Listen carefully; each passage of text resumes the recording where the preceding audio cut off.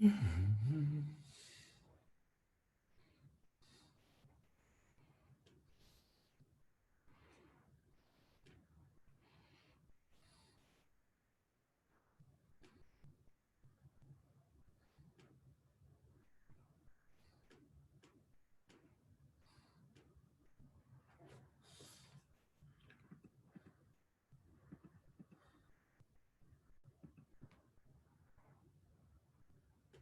everybody.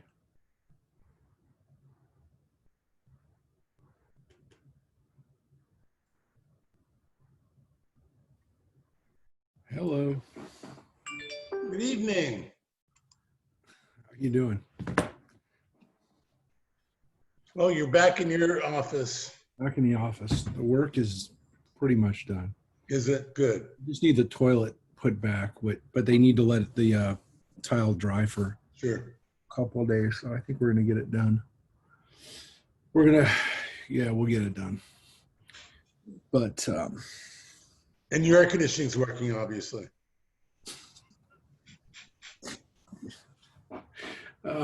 gosh, I didn't want to go out. I had to go out for a few minutes to pick up some stuff for clean the house, doing some cleanup. And man, it was bad out there. Yeah, Mary went out this evening and it was terrible. This morning was nice though. We took a drive. I actually drove by your house. Oh, did you? Not your house, but over by the old road. Yeah. Chewy's. I only went out to the Walmart, but other than that, I didn't go anywhere. But especially how hot it was today. Every now and then I just need to get out. So morning we just jump in the car and I just drive a couple times a week. That's nice. I know we're going to get some people joining late today, but we're not going to wait for them. But Francine said she's got to come in late, and a few others. No, hey Harvey. Hopefully, how are you, guys? Hey there, sir. Hopefully, we'll have some of our Torah study, or for our B'nai Mitzvah Torah readers join us. Come on, this is like when we were in Hebrew school. Once we got bar mitzvah, you never saw us again. That's right. That's what I want to see. I want to see if I'm here. I'm here. Class. Hey, I'm here. Oh, that Marina. That's true. Marina, you were always here. You're always here. That does you don't count. Typical. What? Because I'm not a man? No, because you're always here. Exactly. You're always here before B'nai Mitzvah. Because you're not a flake, Marina. Yeah, you're not. The only thing you're not is a flake. Are you relieved now, Marina, that you're all done? Yes. I didn't know until the last minute whether I was going to go through with it. Really? You were going to back out, huh? Marina, how could you? I didn't feel prepared. Oh, you did great. Did good, Marina. All right. I'm not going to tell you my trick. So. Well, let me ask you a question. What did Sarah have to say? What did Sarah? Oh, my stepdaughter? Yes. Well, she and her mother accused me of being kind of sneaky because I didn't tell anybody. You didn't tell them? No, I was afraid I would fail. Oh. And I thought, I just assumed they knew. Otherwise, I would have jumped on and told them. But well, anyway, she was there. Dang, I would have felt really embarrassed if she hadn't even been there. Well, yeah, but I didn't tell her. She just somehow she felt her father there, and she got off of whatever she was watching on the computer, and the B'nai Mitzvah happened to be on, and she said it was her father speaking to her. Wait a second. You mean she didn't know until that morning? No, she didn't. Oh, wow. Now that's crazy. That's actually crazy. Marina, it's Mike. I didn't realize that you were married to Joe. I wasn't. Her daughter, his daughter calls me her stepmother. Because we know Joe very well. We knew Joe very well. Yeah. And Sarah. We knew Sarah very well too. Yeah, she's very dear. But that's amazing that she ended up being able to see it. I was hoping she was going to see it, but I just assumed, Marina, I assumed you told her. No, I didn't tell anybody. Yeah. I'm glad. There's I'm your glad- answer, Rabbi.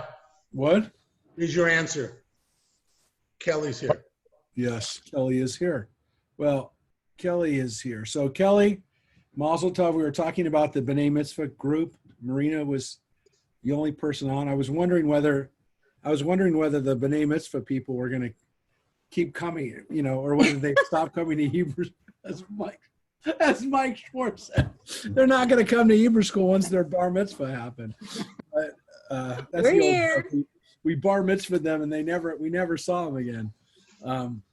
That was there's actually a joke about rats coming, or bats, or whatever. Yeah, rats. That's how they get. Squirrels coming into the synagogue. Then they never come back. They never came back, but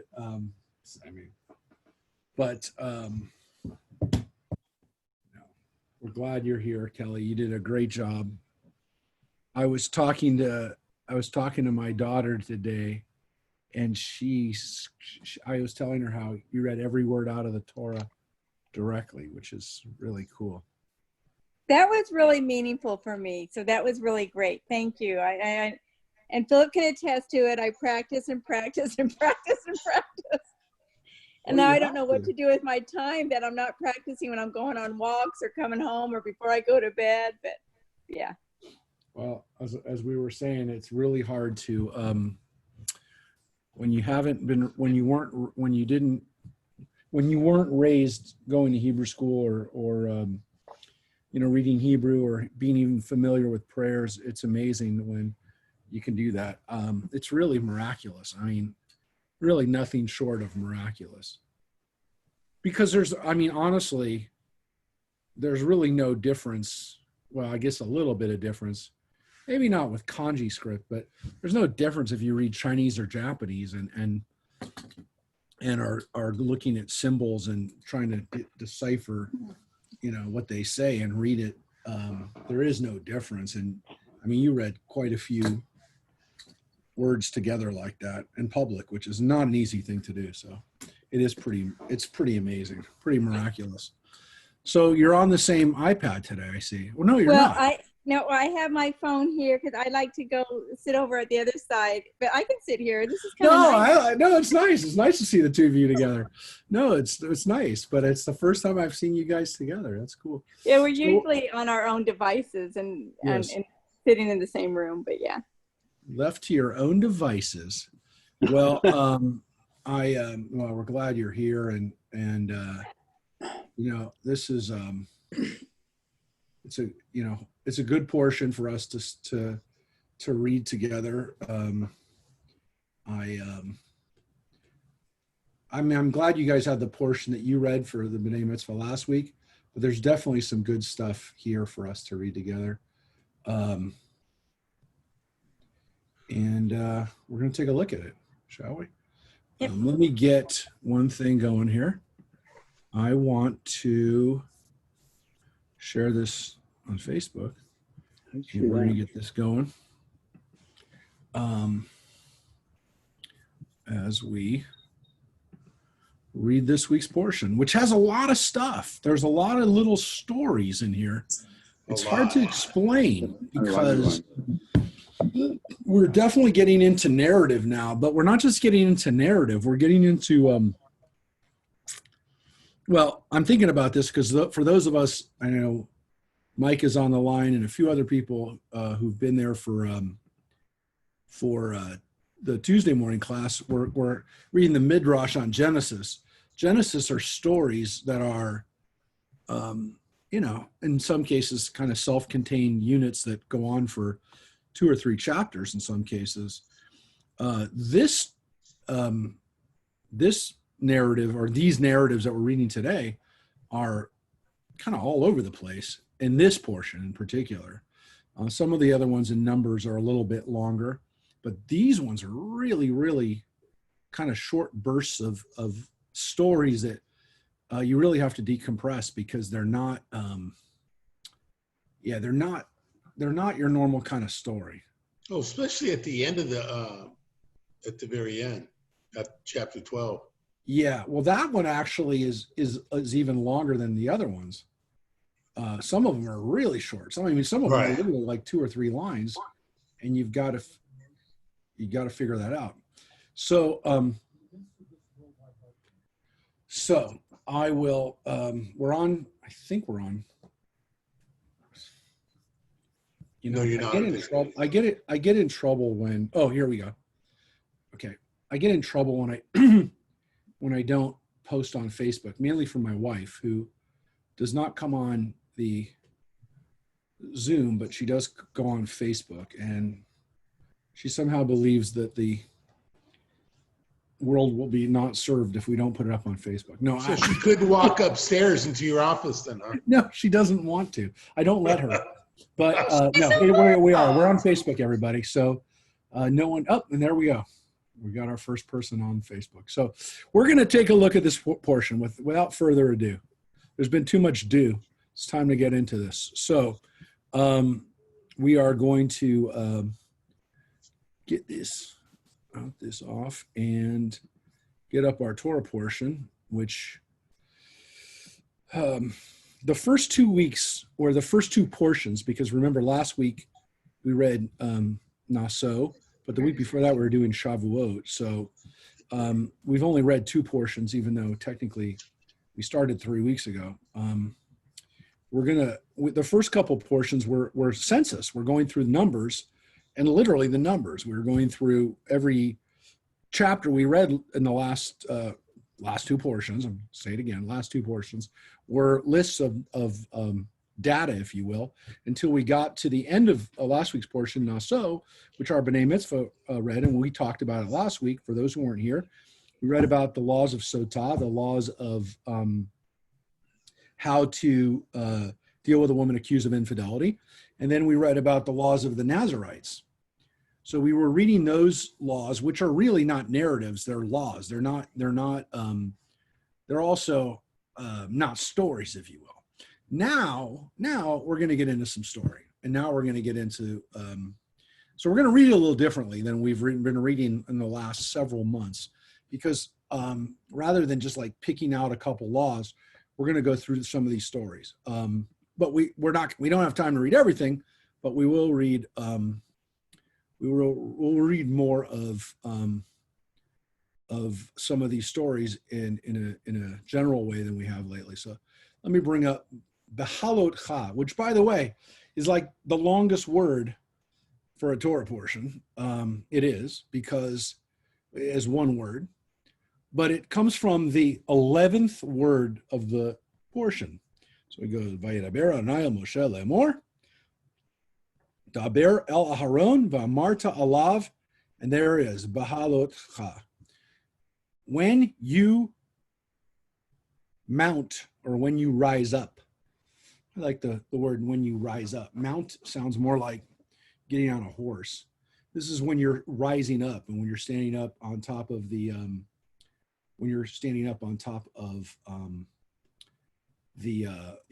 the altar area, the bima, if you will, for them. So this portion begins with a discussion about the menorah. And so this portion is read during the time of Hanukkah. There's another part that we actually read during the time of Passover, because it deals with Passover. So there's lots of bits and pieces in here, and some of them pop up into different places, including, by the way, a part of this week's portion that pops up into every time we read from the Torah. There's a line there too. So just like last week where we had the priestly blessing, there's a cool blessing in here that you can follow along with. So let's take a look, shall we? So let's take a look at the laws of the menorah. Okay.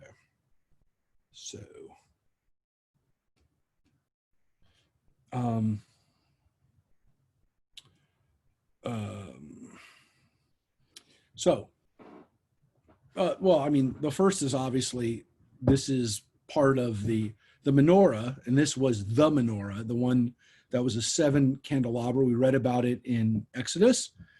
We read about it a little bit in Leviticus, but really it's part of the Mishkan, the tabernacle. The lampstand has 7 candles. It's not a Hanukkah menorah. It's a original menorah. It's the menorah that the Hanukkah story talks about, with 7 candles. And it is the seal of the nation of Israel. So if you look at the Knesset and you look at the Israeli stamps or seal, if you look at the seal of the government, you'll see that that menorah as the seal of Israel. And menorah, just so you know, and we've talked about it before, it is hold it one second. I'm going to do one thing since I have the computer in front of me. I forgot. Just show you what I'm talking about.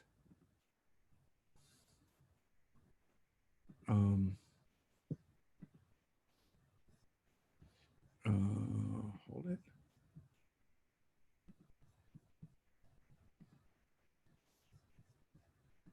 Can you see it? Everybody sees it? Hello? Am I muted? Yeah, we see it. Okay, Yes. good. So that's the menorah they're talking You about. too. Yeah. So the menorah is an important seal for modern Israel. It's for thousands of years, this has been the symbol of the Jewish people, not the Jewish star, a menorah. Now, a menorah is much harder to draw than a star or a cross, for that matter, or some of the other religious symbols you have. It's a hard symbol to draw. But yet it was the symbol that we would put on tombstones or Jewish buildings, whether it was a synagogue or a school or a Jewish, not a restaurant, but like a butcher shop or someplace that produced kosher food. It's the symbol we used. We didn't use a Jewish star until about 200 years ago. So this is a tough symbol to draw, but it was our symbol. And so when Israel was looking for a symbol, obviously the Jewish star is on the flag, the Magen David, but there's a certain recognition that as a Jewish symbol, this is it. So, so the question that Sandy just asked me, Sandy Keaton, was, where does it talk about it being 7? So let's take a look. Let's take a look at back to the Torah. So it says it's a hammered work of gold, hammered from base to pedal, according to the pattern that the Lord had shown Moses. So was the lampstand made. So it goes on to talk about the priests and how they have to be purified. But I do want to show you, and let's take a look at it. Let's take a quick look at, I'm trying to show too much right here. Well,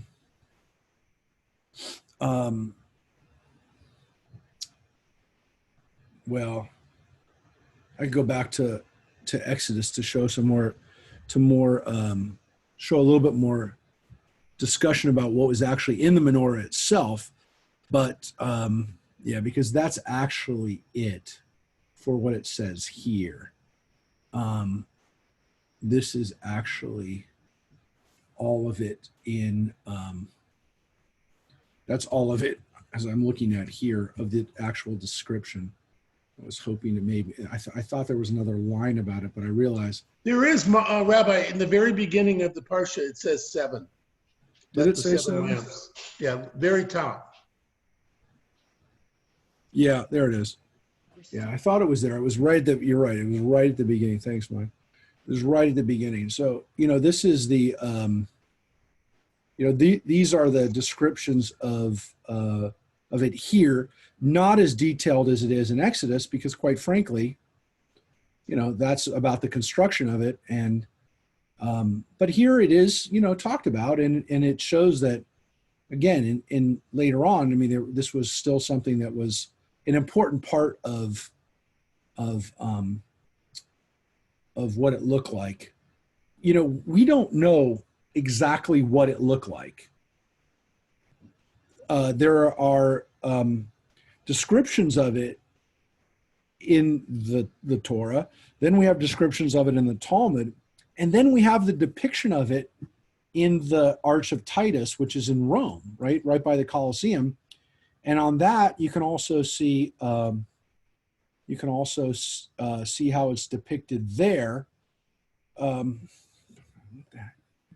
am I even talking about this? This is, again, the silliness of not thinking about what I have, which is a computer that you all can see.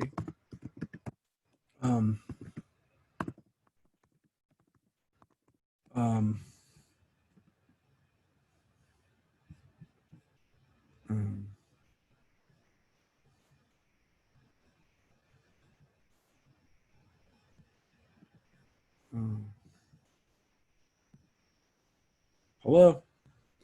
You see how the menorah, what the menorah looks like there? Yeah. It looks a lot like the menorah that is on the Israel seal. Right. And that is because, again, this menorah that was in at least this version of the menorah, which was in the temple when the Romans took it, we have to assume that this was pretty close to what it looked like, because the Romans made this right after they had taken it out, and we don't know what happened to it. The Romans melted down. Did it go into some chamber that, went away, went out of their control and became part of the church? I mean, we don't know. But this is the closest thing to a photograph we have of it. And there's no reason to believe that the Romans lied about what it looked like. And you can see how big it is. I mean, you can see it on the shoulders of the guys who are carrying it. And, you can get an idea of how big it was. So again, not necessarily the menorah that's mentioned in the Torah. That one could have been taken by the Babylonians. It could have been taken by the Egyptians. There's a lot of people who raided Israel who could have taken away different menorahs. But the last menorah that we had in a temple in Jerusalem was probably look like this, which is why this is the way we imagine why we imagine and why it's on the Israeli seal the way it is. So it gives you a little bit of background on the menorah, which again is part of, it's what this portion's kind of like known for at the beginning, but it's not really what this Torah portion's about. As you can see, it really doesn't have that much about it, because then it goes into the Levites, the laws of the Levites, and how they're purified. I did want to go on a little bit further. And again, this is pretty much stuff that we've seen in the beginning of Numbers. From 25 ages and up, they can participate in the work service. It's a little different than we heard last time, which it talked about 30 years and up. So it seems to be a little different. It's not exactly the same as we read about in last week's portion, where it said 30 to 50. So there's a question of why, and the rabbis get into a discussion of whether it's 25 or 30. When does it really start? Of course, it's possible. There's different authors and different people had slightly different decisions on when it started. That maybe some of the work started at 25, but then some of it started at 30. There's really not a lot of good answers on why there's a difference between the 25 and 30. You'll see a lot of people argue, debate. It's one of those things that, again, there's answers, but there's no definitive answer, really not a great definitive answer. But both back in Numbers chapter 4 and here in Numbers chapter 6, Numbers chapter 8, we do have they retire at 50. So 50 is the retirement age. It says that after 50, they can assist at the tent of meeting by standing guard, but they perform no labor. So that's the Levites, the laws of the Levites. And by kind of extension, what happens with the Kohanim. Now we get into chapter 9. And this is a strange kind of revisiting of Passover. And let's take a look at what it says. According to tradition, this is actually read during the intermediate days of Passover. There's a tradition of reading this section, chapter 9, on Passover. And so let's take a little look at this, these first kind of 15, 14 verses about Passover. So it says, let the Israelite people offer Passover sacrifice at its set time. And again, this is still right after they came out. It's kind of a reminder. 14th day of the month at twilight, Moses instructed the Israelites to offer a Passover sacrifice. And this is, again, kind of like, we're doing it. We're still doing the Passover. But here's kind of the difference right here. It says right here, but there were men who were unclean by reason of a corpse and could not offer the Passover on that day, appearing that same day before Moses and Aaron. These men said, unclean though we are by reason of a corpse, why must we be debarred from presenting the Lord's offering at that time with the Israelites? And Moses said to them, stand by and let me hear what instructions the Lord gives about you. So what's cool about this is we see that God is providing Moses with legislation based on the situation, which was not given originally. Now, of course, I guess you could say it is given originally because it is in the Torah, but it's not given originally as part of the laws of Passover.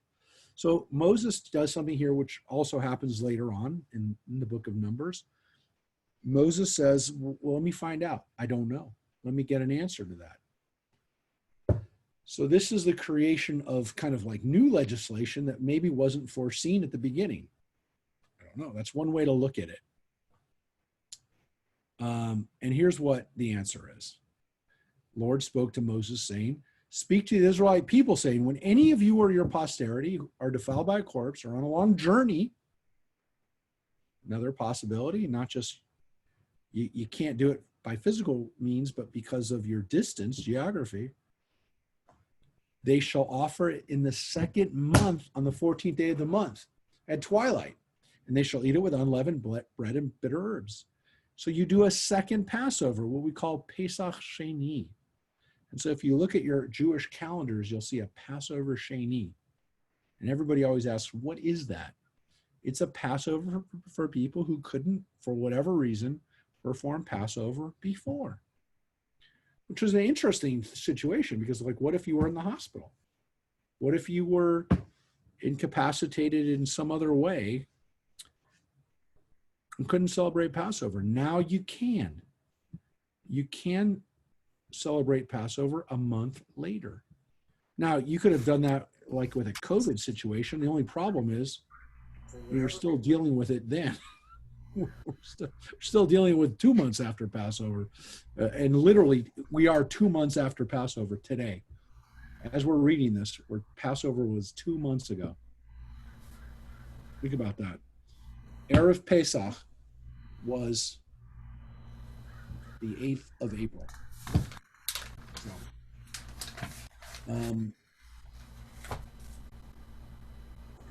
think about that. It's pretty wild. So let us go. Oh, I got knocked out of there. So let us look at this. Again, same kinds of laws of Passover. They shall offer it in strict accord with the law of Passover sacrifice. And then there's this law here, which is if a man who is clean and not on a journey refrains from offering the Passover sacrifice, that person shall be cut off from his kin, for he did not present the Lord's offering at the set time, and the man shall bear his guilt. And when a stranger who resides with you would offer a Passover sacrifice to the Lord, he must offer it in accordance with the rules and the rites of Passover sacrifice. There shall be one law for you, whether stranger or citizen of that country.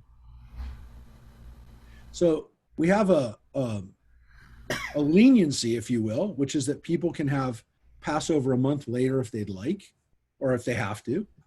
But there's also a stringency, which we had earlier too, to some extent, obviously, which is that you're cut off if you don't do it. Rabbi, when they say cut off, is that for all time? So, yeah, but there's a question of who actually would have been, who would have actually been karet, who would actually would have been cut off. And it's v'nichrataha nefesh, the person is cut off. So what does that mean? You know, how, you know, that seems pretty harsh. It's the same thing as the death penalty type of situations where the person has to be warned. They have to be told as they're committing the crime, you know, you're going to be cut off from your people if you don't do the Passover. And then the person says, I don't care. Then, yeah, he's cut off from all time. He's not killed. He's not executed, but he is essentially cut off from the community.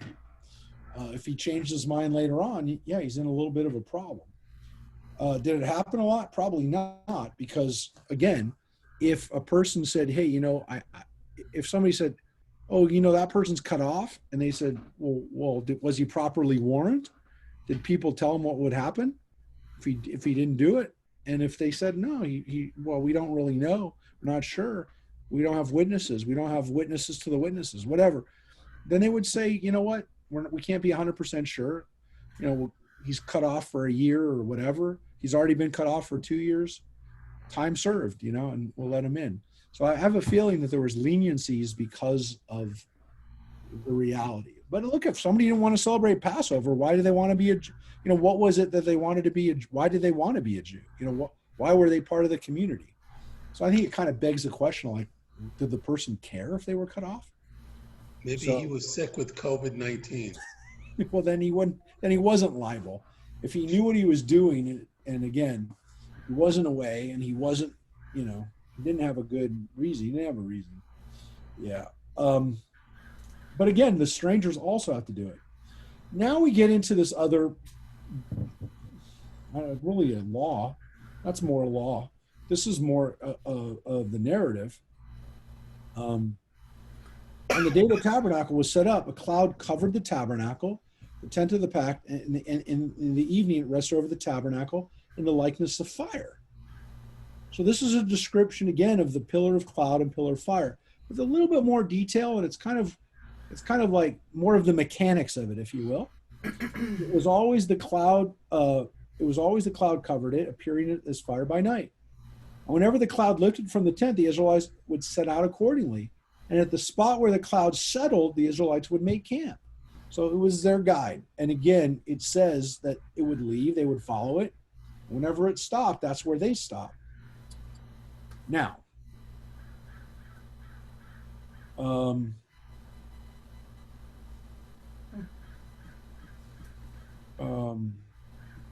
goes on as the command of the Lord. They made camp. They remained camp as long as the cloud stayed over the tabernacle. And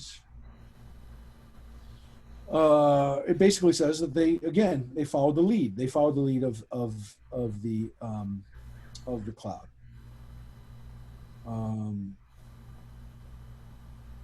Whether it was 2 days or a month or a year, however long the cloud lingered over the tabernacle, the Israelites remained in that camp. They didn't go out. They didn't leave. They didn't start journeying, however long it was. And that is the way that the cloud and the fire worked. So the fire, it doesn't seem like, at least most of the time, they were led at night by fire. It doesn't seem like they traveled necessarily at night as much, or if they did, you know, it was between camps. The rest of the time, the cloud would be out during the day, and then at night it would come back into a fire inside the Mishkan, inside the tabernacle, and it's kind of, it was its home. Now, this is a description of the chatzotzrot, which are the trumpets. These are not shofarot. Shofarot are made out of natural horn, ram's horn, right? Or an ibex. These are not. These are man-made metal trumpets. Chatzotzrot is the Hebrew word. And these were made out of metal. Hammered work. They shall serve to you to summon the community and set the divisions in motion. When both are blown in long blasts, the whole community shall assemble before you at the tent of meeting. I thought those were the horns. It was a dog. And so it says, if only one was blown, the chieftains, the heads of Israel's contingents shall assemble before you. But when you hear a truah, so when you hear a tekiyah, that's for the contingents, Israel's leaders, the chieftains. When you hear truah, divisions shall move forward. When you hear a blast a second time, truah, those are the camps on the south. And that is the truah. When we say truah, when we hear the sounds of the shofar, those are the 9 staccato blasts. So we have a tekiyah, a long blast, and we have 9 short blasts. We also have a shvarim, which isn't mentioned here, which are the 3 middle blasts. All 3 blasts are supposed to be at the same length. So if you blow a tekiyah for 2 seconds, the truah should be over 2 seconds. 9 blasts in 2 seconds or 3 seconds. It's supposed to be the same length, but consistent length. But again, how many times you're breaking up those sounds? These are not shofars, though. Again, same kind of blowing into them, but these are metal, made out of metal. And again, it only talks about 2 things. Short blasts shall be blown for setting them in motion, while to convoke the congregation you shall blow long blasts, not short ones. So again, when you bring the kahal together, the community, tekiyah, not truah. And then it says, the trumpet shall be blown by Aaron's sons, the Kohanim. They shall be for you an institution for all times and all ages. When you are at war against an aggressor who attacks you, you shall sound short blasts. And you may be remembered before the Lord your God and be delivered from your enemies. The sound of the shofar helps protect us. On your joyous occasions, your fixed festivals, your Rosh Chodeshim, your new moons, which we'll have in about 2 weeks. We'll have our new moon, Rosh Chodesh Tammuz. For those festival days, those joyous days, you shall sound the trumpets. Pretty cool. So here it says, after all that, in the second year, on the 20th day of the second month, the cloud lifted from the tabernacle of the pact, and the Israelites set out on their journey from Sinai. The cloud came to rest in the wilderness of Paran. So they march from their place where they'd been for over a year. They now go to the next Bamidbar, the next Midbar, Paran, the wilderness of Paran, which will be their next stop. And then it gives us this description of them marching. It says the first standard set out troop by troop was Judah, big tribe, biggest tribe. They lead with their commander Nachshon ben Aminadav. And then it goes through the other tribes, Issachar, Zvulun. And then we get to the first Levitical group. And it says, the Gershonites and the Merarites get set out. The next standard, the next quarter of the tribes was the division of Ruvain, and then Shimon, and then Gad. And then the next group of Levites, subdivision of Levites, the Kohathites, they came out with sacred objects. And then they would go out with that next group. And then the next quarter, so we're about halfway through, the next group is Ephraim, and then Manasseh, and then Benjamin. All the tribes of Rachel. The Rachel tribes were all together. Joseph's kids, and Benjamin. They all go out together, Rachel's family. And then the last section, there's no Levites left, because remember, they're divided into three. Two groups, then one group. Well, you'll see. And this next group was Dan, Asher, Naphtali. These last tribes. And then it says, after it talks about this first great march, if you will, of the numbered Israelites, they're now marching not as a wild band of families and maybe tribal divisions as they left Egypt. They're now marching out of Sinai as an organized group.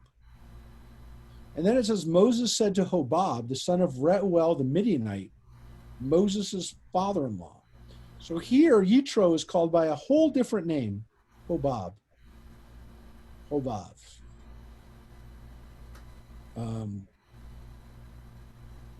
It's interesting. Why does he have a different name?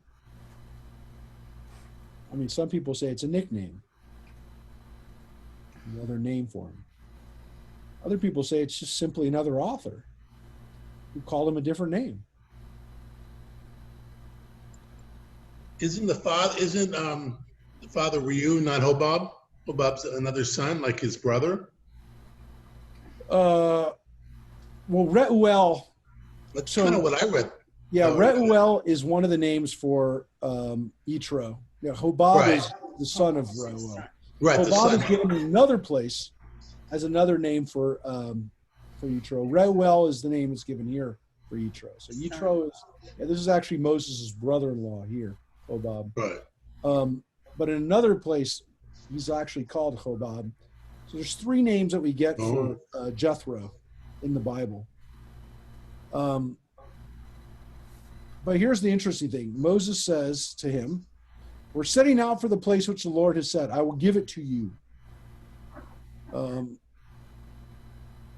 Come with us, we will be generous with you, for the Lord has promised to be generous to Israel.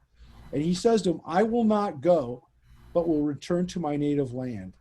And he said, please do not leave us, inasmuch as you know where we should camp in the wilderness and be our guide. So if you come with us, we will extend to you the same bounty that the Lord grants us. So what does it say? He says to him, look, you know the desert much better than I do. Be my guide and help me in the desert. And it seems as though he talks them into going with them on their journey, leaving Mount Sinai, leaving the wilderness of Sinai. So, Rabbi, in chapter 31, it says he said. Is that Moses saying that, or is that God? Yeah, it is. Where? Chapter 31. In verse 31 or verse I'm sorry, verse 31. No, Moses said it to him. Okay.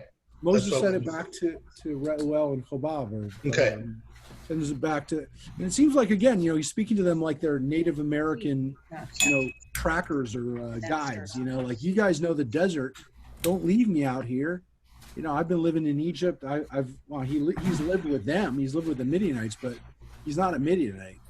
So he wants to be with the, again, the Midianites are like Bedouin. He's like, you guys know this area much better than I do. Help me. And so this is what Moses does, even though he's got God. I mean, the problem here is that what do you need him for? What do you need the Midianites for if you've got God leading you through the desert? I mean, God's literally your compass. You don't need this guy. You don't need the Midianites. But Moses seems to be very attached to him at the very least, and more comfortable having him there. So here's where we get to this crucial line that I wanted to get to right now. Kind of get down here to Vayihi bin Soah ha'aron vayomer Moshe Kuma Adonai ve'afutzu oivecha ve'anusu misanecha mipanecha and we get into Ki Mitzion, which is not in here. But yeah, Vayihi B'Yitzo Aaron are the words that we say when we open the ark. Comes right from this week's portion. Vayihi B'Yitzo Aaron Vayomer Moshe. What does it come from? It comes from this direction that we take right from the beginning, from our beginning of our journey through Sinai, from Sinai, is when the ark was raised, or when the ark got carried, traveled, Moses would say, "Arise, God, Kuma Adonai, and destroy our enemies." Now, what's interesting about that is not, "Hey, God, help us destroy our enemies," or "Now we're going to destroy our enemies because you're with us, God," or "We're going to destroy our enemies because we have the ark." It's, "God, you destroy our enemies for us. Arise, God, and let our enemies be scattered." Spread, get them away from us. And again, I think it reflects this idea that when the rabbis who took that text out, nowhere did it say, "This is what you're supposed to say when you read the Torah." The rabbis chose this. They chose this one line out of context because they felt an attachment to this idea that, look, if we can't defeat the Romans, if we can't defeat our enemies, God can. So when you open up the ark, you're saying, "God, get rid of our enemies. We want you to do it for us. We can't do it. You do it for us." And it's very similar to the idea of opening the ark for Elijah, or really for God, on Passover. We don't open, I've mentioned this before, we don't open the door to let Elijah in. We open the door to let the angel of death out, or encourage God to go out and kill all of our enemies. There's a similar idea, which is, do, God, what you did when we were in Egypt. Do, God, do for us what you did when we were in the desert. Destroy these people because we can't. So this line is we still say it. We don't use it as a war cry as much as probably our ancestors had intended, but it's a war cry, folks.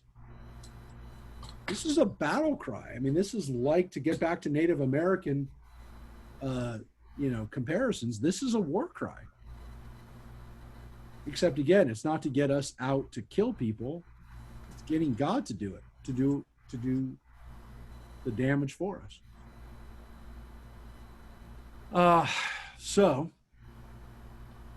And when it says when it halted, this part we don't do as part of the Torah service. Uvanucha Yomer, but it is kind of well known. When it halted, he would say, "Return, O Lord, you who are Israel's myriad of thousands, Revuvot Alfei Israel." God, you are our strength. You're our army, if you will. All right. So that's the first couple chapters, if you will. Now, in this next bit of time we have together, we're going to look at these two chapters. In chapter 12, we need to allow enough time for. This is chapter 11, the chapter just before that. So let's take a look, because now we really get into the story. These are what I'm talking about, self-contained stories. We're going to see these in Numbers. They're roughly a chapter long, which again, the chapters were put in by Christian scholars, but what these chapters are going to be 20 or 30, about 30 verses, like a normal chapter. So this last chapter we read had 36 verses. I mean, why did it end there? Well, I mean, kind of makes sense. We're about to go into a story, but we didn't put in these chapters and verses. These were put in by Christian scholars for the sake of standardization and to some extent to kind of keep the units roughly the same length. Roughly 30 to 40 verses. We had a really long verse on last week's portion. We didn't look at it in Naso. We had a really long one. That's the longest one we have in the whole Torah. But it's it just was really no way to break it. It probably could have been broken into 2 or 3 chapters. Well, let's look at chapter 11. So here's what happens. And this is actually a couple stories in chapter 11. Chapter 12 is pretty much one story. Chapter 11 is a couple stories. Let's take a look. So it begins. The people took complaining bitterly before the Lord. The Lord heard and was incensed. A fire of the Lord broke out against them, ravaging the outskirts of the camp.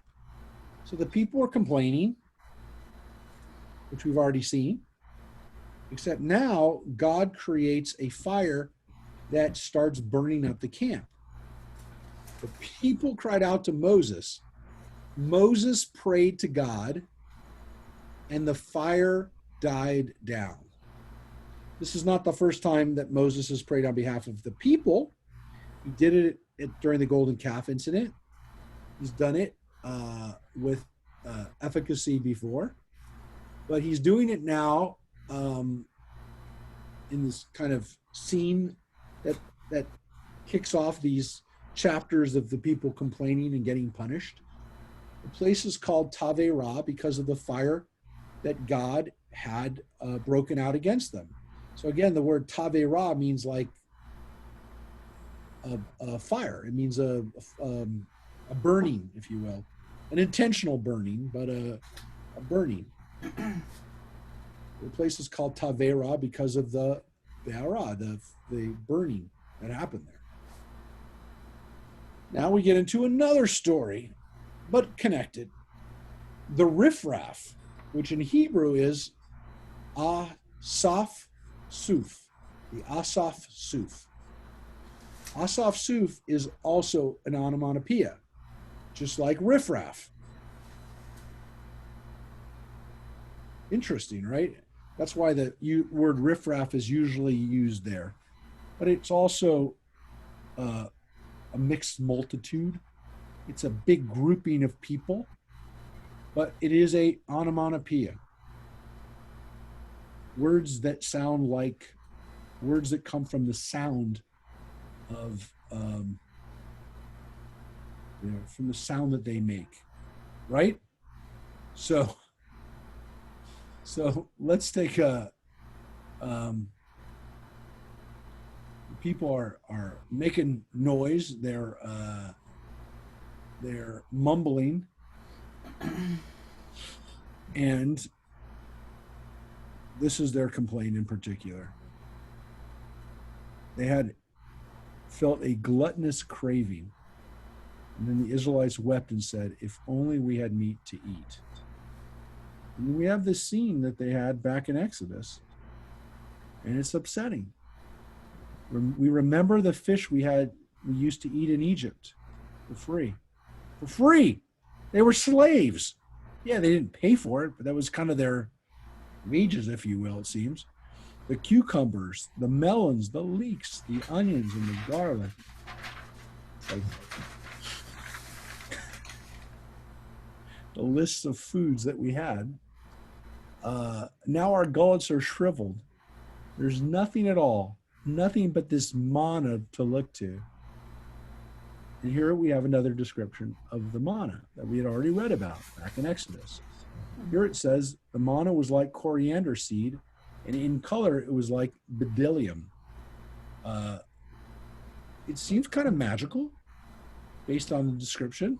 It is supposed to seem kind of magical. What is bdellium?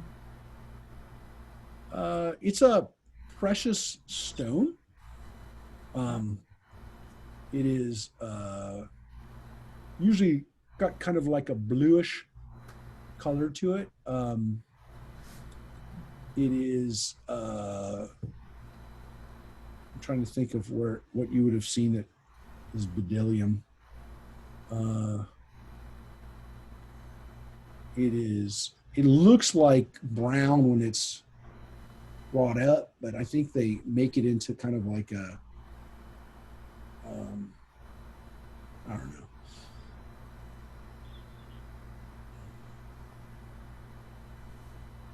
Let me see if I can get a picture of it. People would go about and gather it, grind it between millstones, or pound it in a mortar, boil it in a pot, and make it into cakes. It tasted like rich cream. That doesn't sound bad, does it? No.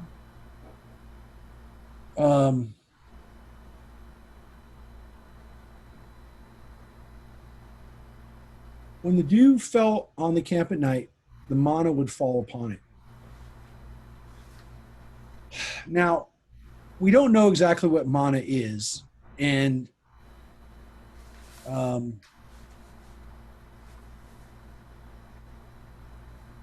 it seems as though it might have been some type of spore or insect that came upon the dew. And in that sense, it's not a plant. It doesn't seem like it's a plant. It seems like it's some kind of bug or spore. It, based on what we were reading, it would provide protein.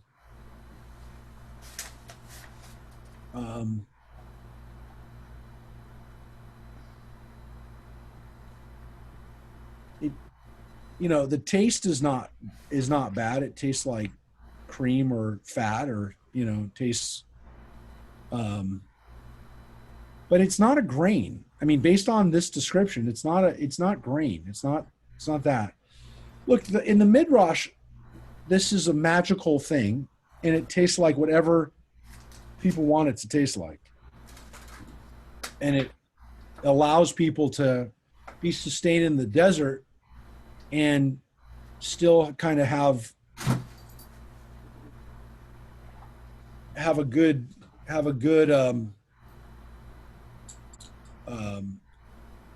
nutrition, but at the same time have something that could have kind of like a variety of tastes. Maybe could be sweetened or spiced, kind of according to what people wanted it to be. Whatever it was, the people don't like it. And it says that Moses heard the people weeping. Everybody was moaning about it. And the Lord was very angry, and Moses was distressed. And Moses said to the Lord, "Why have you dealt ill with your servant? And why have I not enjoyed your favor? You have laid the burden of all this people upon me. Did I conceive all this people? Did I bear them? That you should say to me, carry them in your bosom as a nurse carries an infant to the land that you have promised an oath to their fathers? Where am I to give meat to all this people when they whine before me and say, give us meat to eat?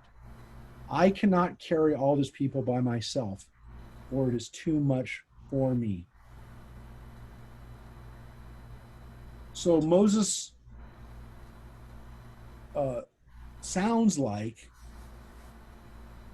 I mean, you just read this. It sounds like he's ready to throw in the towel. I mean, really. It's basically saying he's done.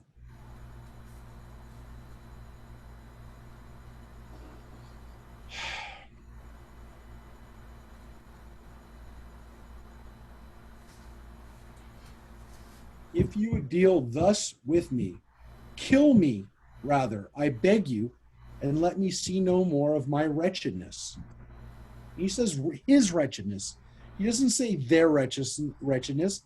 The word is my wretchedness.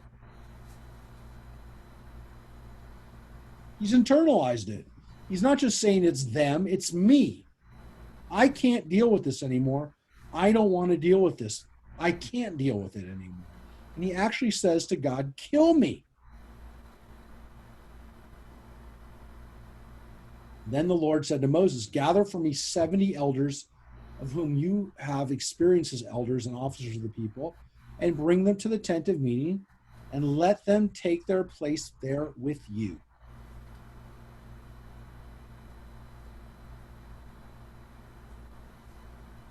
I will come down and speak with you there, and I will draw upon the spirit that is in you and put it on them, and they shall share the burden of the people with you, and you shall not bear it alone.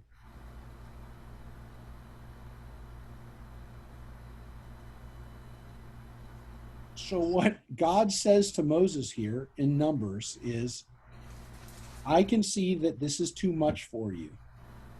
I am now going to have you share your leadership with the elders. Now, Moses was the one who asked for this. Moses says, I can't do it anymore.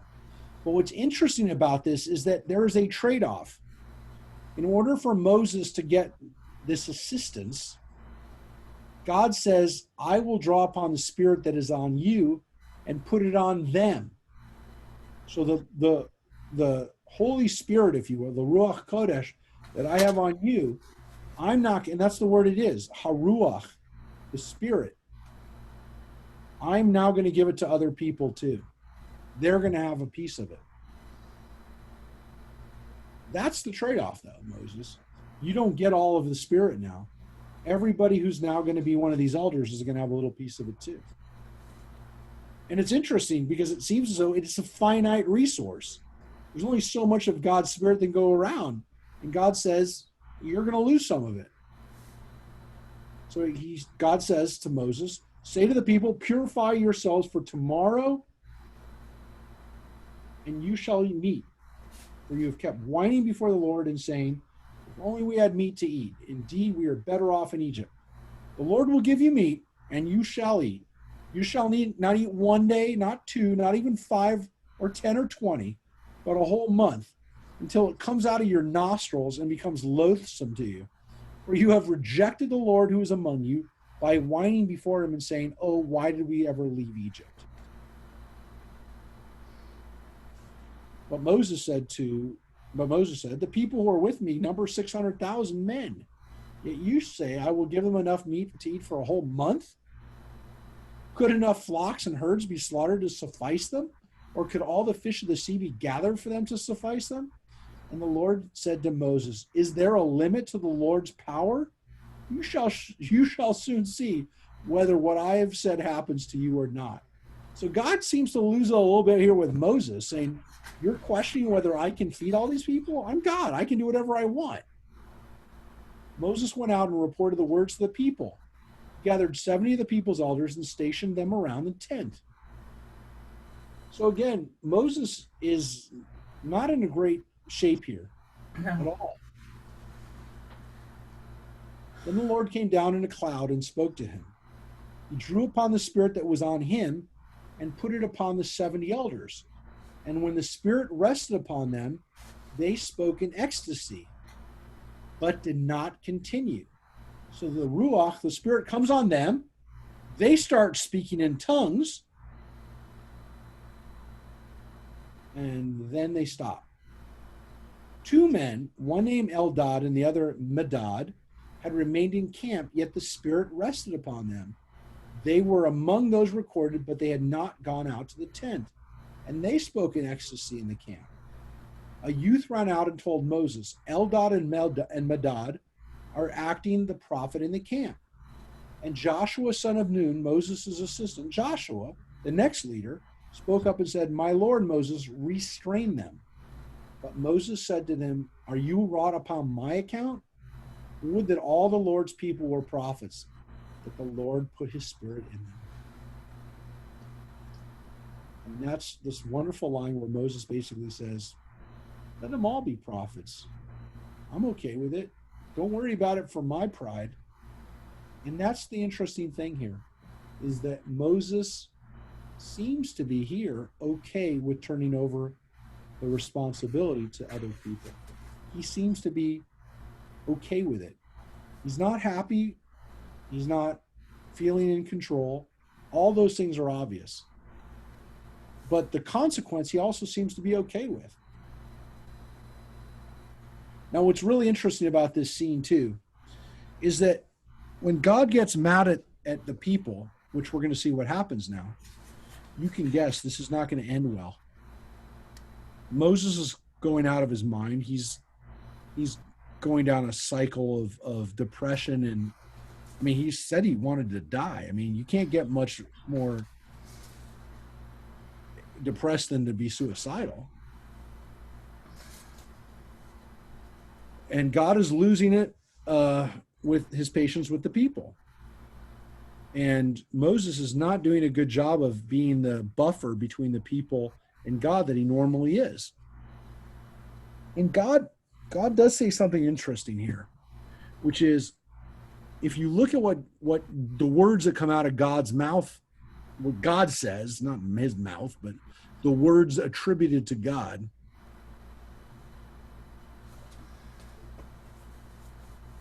God said they're whining before, he says it himself, right?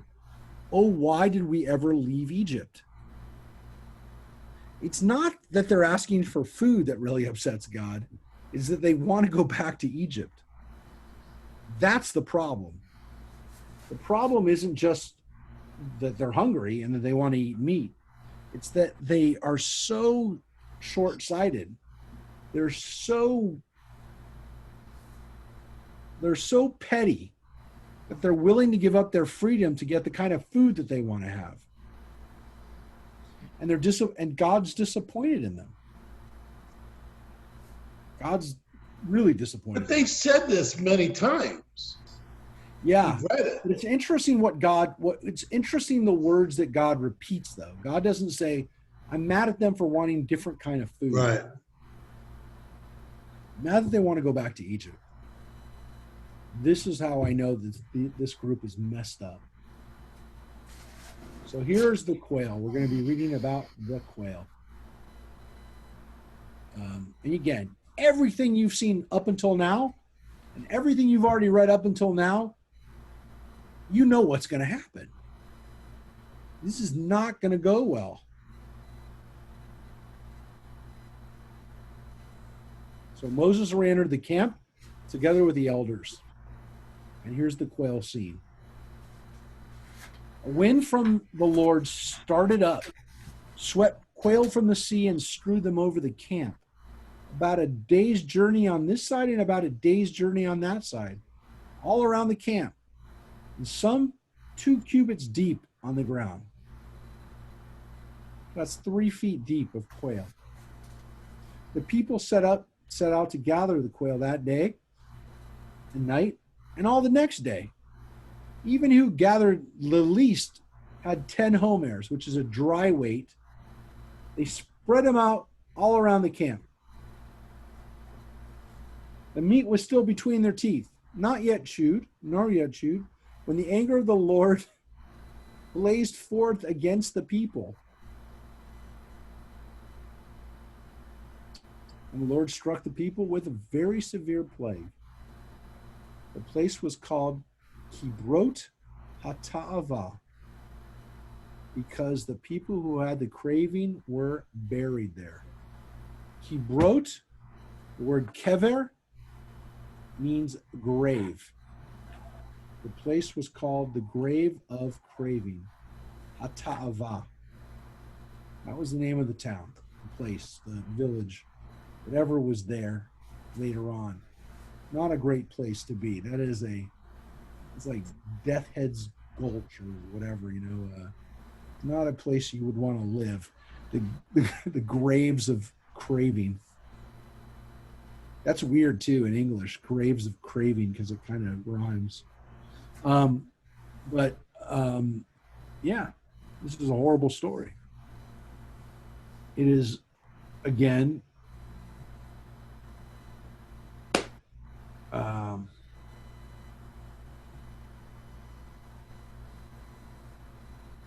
it's a consequence of the people's lack of faith in themselves.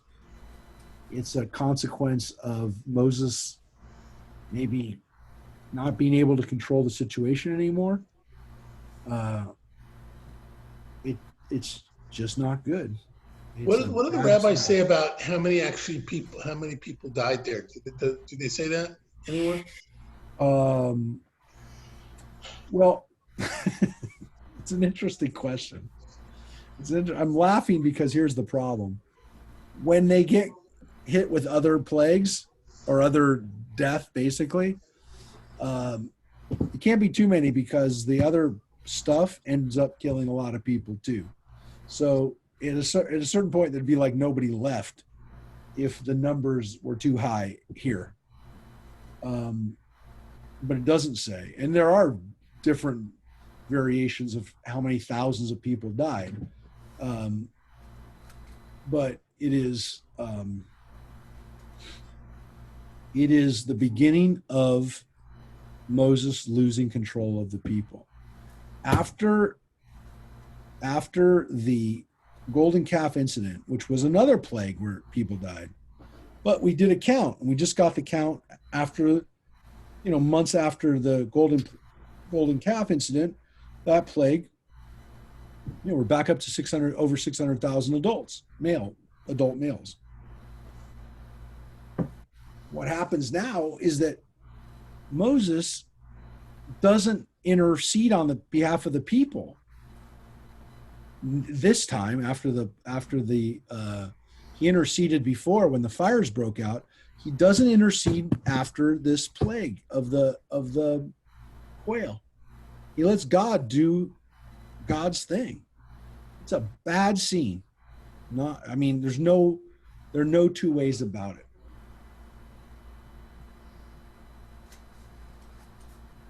So this is the beginning of Moses's constant, every week during the book, the rest of Numbers, we watch more and more as Moses loses control of the people. That's really the theme of the book of Numbers. It's just almost one mini disaster after another as the trip just goes horribly wrong. It's like the movie Vacation. It's just one incident after another. Are they connected? Yeah, absolutely. If the journey had been better, 2 months before, it wouldn't have gotten as bad as it did, but it is just one thing after another. So this is the last chapter in this week's Parsha. This is chapter 12, which I said is the longest narrative we have. And it's the longest narrative we've had in a while, in the sense that there is a story here. Chapter 11 just had a couple stories, the stories of the people prophesizing, the story of the quail. That was all in chapter 11, and there was a few things going on there, a couple stories going on there. Not so with chapter 12. It began with the manna. All that's in chapter 11. The fire at the beginning. This chapter 12. Let's take a look at it. We'll read every verse of chapter 12. Well, we read most of those verses too. But let's look at chapter 12. Because this one, there's a lot. Even in these, how many verses are there? There's 16 verses. So it's not a long chapter, but there's a lot going on here. All right, let's take a look. And some of you know this story, I know. But every time we read it, we learn something new. So Miriam and Aaron spoke out against Moses because of the Cushite woman he had married. He married a Cushite woman, which they put in quotes.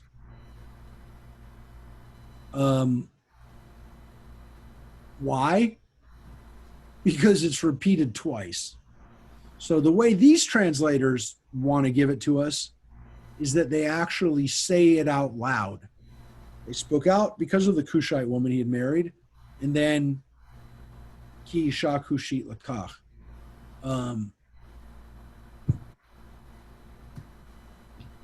The repetition the second time is the actual, they said it out loud. So, what's going on here? What is going on here? Let's talk about this, because some of you know where I'm going to go here with this.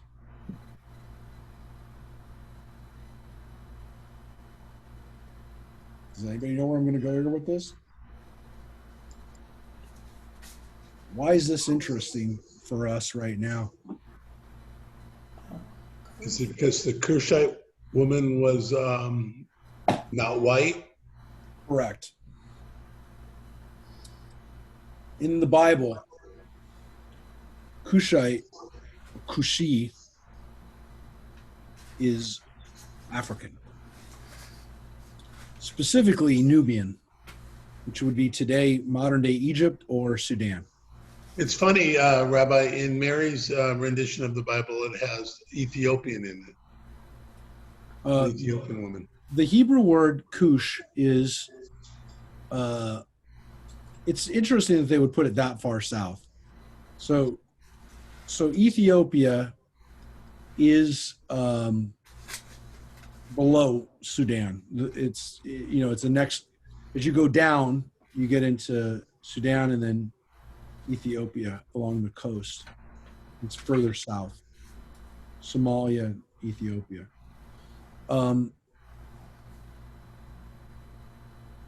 In modern day Israel, the word Cushite is synonymous with black or oftentimes Ethiopian, but pretty much just anybody black. The word Cush was in Egypt known as the southern part of, for most of Egyptian history, part of Egypt, but the Nubians who are underneath their control. So it really wasn't Ethiopia, but that's not the point, because it's not sub-Saharan Africa, if you will, in the sense that it's not whatever the kind of the terms would be as far as how dark is this person. Maybe they're not as dark in skin color as other people in Africa, but the implication is this is not Egypt. This is further south than Egypt. And again, it has been used for Ethiopia. The beginning of when you start to see Ethiopia be the word for Cush is in the Septuagint. It's not in the Torah and probably didn't exist. Maybe because Ethiopia wasn't even on the radar of the Jewish people at the time. It was too far south. But Nubia definitely was, and the Egyptians talked about the Nubians, and they were in control of Nubia, and they were Nubian princes, and they were Nubian slaves, and all of that was going on. The problem is, folks, we know that he's married to Tzipporah. We just read about Hobab and Reuel and the Midianites, and now here it says that she's a Cushite. So what's going on here? Why is she described as a Cushite? Is this the same woman, or is this another woman? Did Moses marry another woman here? So there are interpretations that this is not the same woman. This is not Tzipporah. That Tzipporah dies, or he just takes a second wife, and that this is what is the issue. If it's that he took another wife, then Miriam is protecting the honor, if you will, of Tzipporah and saying, Moses, why would you take another wife? You had a wife. You don't need to marry another woman. You're in your 80s or 90s at this point. You don't need to take another wife. Why would you do it? And so in that case, Miriam is a little bit more, I won't say honorable, but there's a logic to it that is understandable and kind of, what's it, her business? Well, she's his older sister, and she's saying that Moses isn't making great decisions. Excuse me. We already know that Moses is very stressed at the time. Did his stress and his depression lead him to make a bad midlife crisis decision by taking a Cushite wife? And again, not the fact that she's a Cushite necessarily here, but just take a younger woman as a wife, or just take another wife. Why did he have to do that? If it's that Tzipporah was a Cushite and she just was described here as a Cushite because some Midianites were darker than others. Guess what? There are some Bedouin who are really, really African looking, really African looking. There are tribes that mixed with, there are Bedouin tribes in the desert that mix with African, darker skinned African people, and they look almost African in appearance. There are some Bedouin tribes that look that way. Is it possible that that's what Tzipporah was? Well, if that's the case, then Miriam, years and years, decades later, is attacking Moses for his wife that he's the only wife he's ever been married to. And that's really, really kind of inexcusable. Now, look, the text is very clear that it's inexcusable anyways, that Miriam is out of line. Miriam's out of line. We're going to see that right now. I'm not spoiling it because it's in the next verse. But it's also Aaron that's really not a good person either here. Well, let's get He to didn't that. get punished. Let's get to that. They said, has the Lord spoken only through Moses? Has he not spoken through us as well? And the Lord heard it. Vayishma Adonai. God heard it. Well, God hears everything, so I guess it makes sense that God heard that Miriam and Aaron, because it says, has not God spoken through us? It's the plural. Miriam didn't say, God's just speaking to me. God said, to me and my brother. And then maybe again, Aaron says the same thing. So look, there's a problem here, which is, as Mike just said, Aaron is involved in this. Aaron is involved in this. And once again, we're going to see Aaron doesn't seem to get punished. So I'm going to just say, based on what Mike says, it's not a spoiler alert. You're going to see it in a few verses. Aaron doesn't seem to be punished, or again, according to some of the rabbinic understandings, that Aaron really was not the leader of this. He was once again kind of dragged into it, just like at the golden calf incident, which is kind of reminiscent about. Why is Aaron not a better leader? Why doesn't he speak up and be courageous? Why doesn't he say, hey, that's my brother Moses? But we're going to see this is the theme that we have in Numbers, which is that Moses gets attacked from everybody, including his own family. Now, here's the great line. Now, Moses was a very humble man, more so than any other man on earth. What it says, Al Panei Adamah, no other person was as humble. This is according to traditions why God chose him, was because of his humility, because he wasn't full of himself, and he didn't want to have this honor. He didn't search it out. He had humility, and that's what made him worthy of it.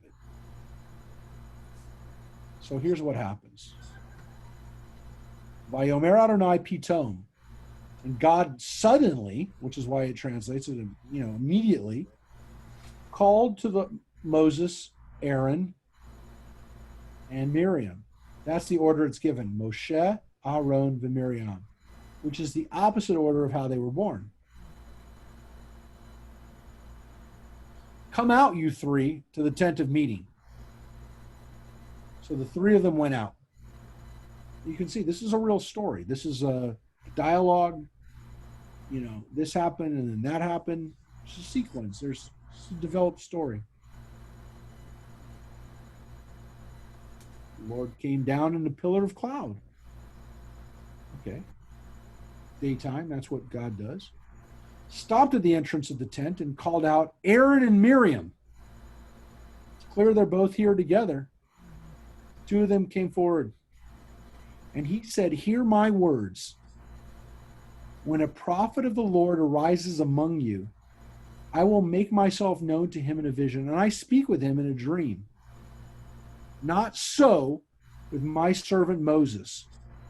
He is trusted throughout my household. Kind of a weird word, but within my world and my realm and my understanding, my bait, my baiti is what it says.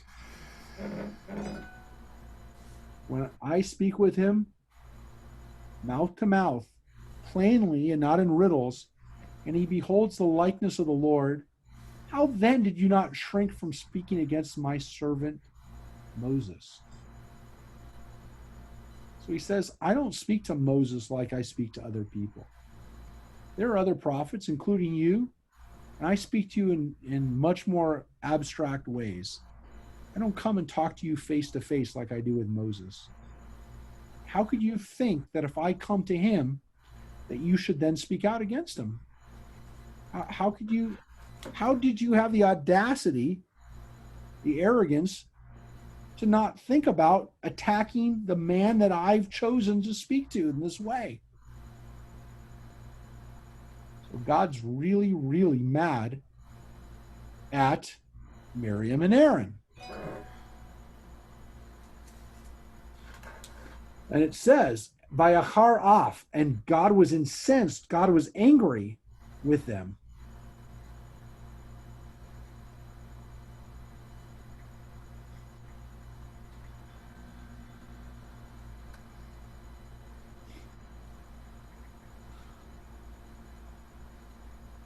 And here's the line. As the cloud withdrew from the tent, there was Miriam stricken with snow white scales. When Aaron turned toward Miriam, he saw that she was stricken with scales. Oh, wow. And that is the translation of Sa'arat. That same skin disease we read about in Leviticus. And the word that is used there, again in Hebrew, Miriam was mitzorat. She was with this scales or with this white ashen skin. And it says kasheleg. It was snow white. It was like snow. Her skin was white. So it says that. Now, I will tell you that one of the traditional rabbinic teachings here is that what's the punishment that Miriam gets for making fun or ridiculing Moses' black wife, if you will? She gets turned ultra white. She loses all her skin color. That's the ultimate revenge. That's the ultimate punishment. That's the ultimate lesson to somebody who is making fun of somebody's skin color, is that they're deprived of all skin color. All the melanin's gone. She's ultimate. You want to be white? I'll make you white. You're going to have nothing on your skin. No color, no nothing. See if that's what you want to be, white. Now, I mean, maybe we could have read this portion last week, or maybe the week before. But can you think of a portion that is more relevant and speaks more to the point of skin color than this portion right here? I mean, this is insane. This story is the ultimate story of prejudice and racial, or at least skin tone bigotry that you can have. And again, it's nothing but skin color that, again, seems to be the issue that that she gets punished for. But what's interesting about it is, as Mike Schwartz kind of pointed out, Aaron doesn't get punished. Aaron gets no punishment. He's not punished. He doesn't get his skin color turned ultra white. He doesn't get anything. Nothing. Why does he avoid getting punished? I mean, you can make the argument again, he's a priest, he can't go through this stuff, but that shouldn't stop him from being punished. His sons got punished. They were priests. You're left with the possibility that he just kind of went along for the ride. It wasn't his big thing. But remember, this wasn't even the whole issue. The issue at least seems to be what they said, which is, from the very beginning, Speaking to. has the Lord only spoken to Moses? Yeah. Why are we not getting any credit? It does not make Miriam and Aaron look good, period. Now, again, Aaron has gotten credit. He's the Kohen Gadol. He gets a big part of the leadership. And not only that, his family gets to be the Kohanim for the rest of history. We don't know what happens to Moses' family. So if you ask me, does Moses gets the book named after him, if you will. He gets to be Moses, but he doesn't, we don't know what happens to Moses' family. I'm part of his family, Rabbi. You're part of Moses's, but you could be Moses's cousin. You're not necessarily his kid or grandkid, whatever. You're not in necessarily direct line, But hell, you probably have priestly blood just like I do, and like almost everybody here. We all have Quranic DNA, and guess what? We know Aaron is our ancestor somewhere. I mean, we know it. We know that we know we're connected to Aaron. So it is a strange punishment, lack of punishment. What is the real issue here? And that is a theme that we have throughout Numbers, which is, what is the real issue here? Is it about food? Is it about leadership? Is it about who's in control? Is it about I'm jealous of this guy, or is it because I really do think that I'm a better leader, or I'm just don't want him to be the leader? All the All of complaining. these things are the themes of Numbers. Yeah, Francine. Oh, all the complaining. Yeah. I mean, they're all complaining at one point. They're all complaining. Which means you're right. Which means that if Aaron and Miriam are complaining, then everybody's complaining. The only person not complaining is Moses. Right.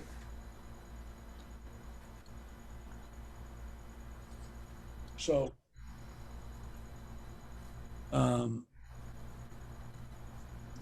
but Rabbi, about Aaron, he doesn't seem to be much of a leader. When it comes to the calf, they told him what to do. When it comes here, he seems to be following Miriam. He doesn't seem to be too much of a leader. No, he seems to again, kind of go with the flow. He definitely doesn't want to stand up and make difficult calls, which is, again, you can make the argument, even though he's Moses' older brother, he doesn't act like a more mature person. He seems to not have a lot of, like you said, not have a lot of leadership. But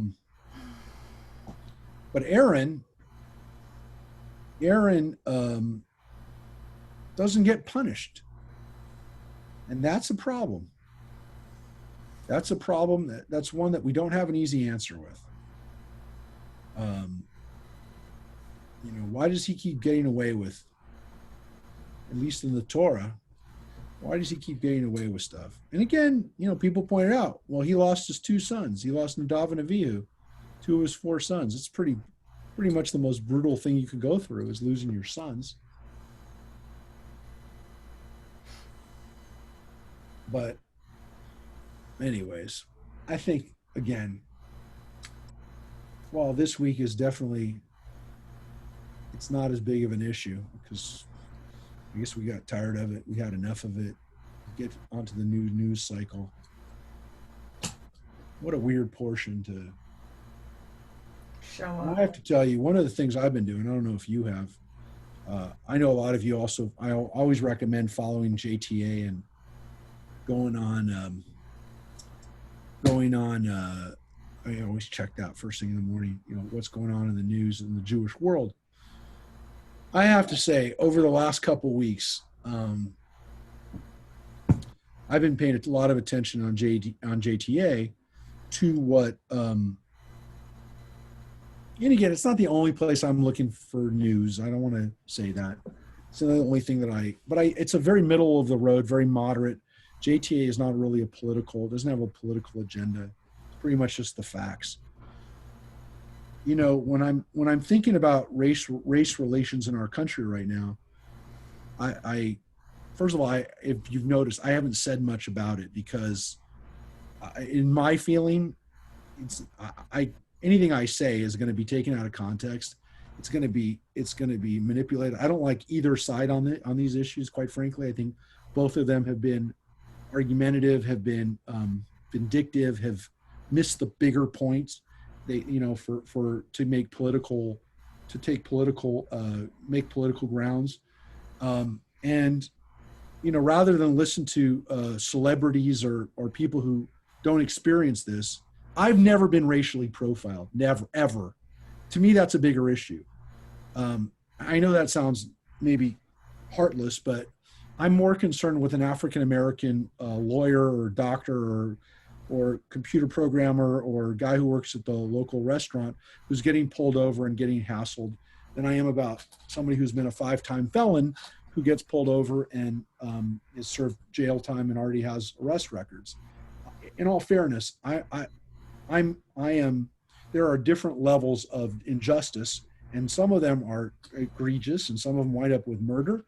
But there are ones that happen on a daily basis. And when I want to, I don't have those experiences. And when I want to hear somebody, I want to hear those people who are not people who are skirting the law or breaking the law. And I want to hear from people who just are trying to live their lives and get hassled.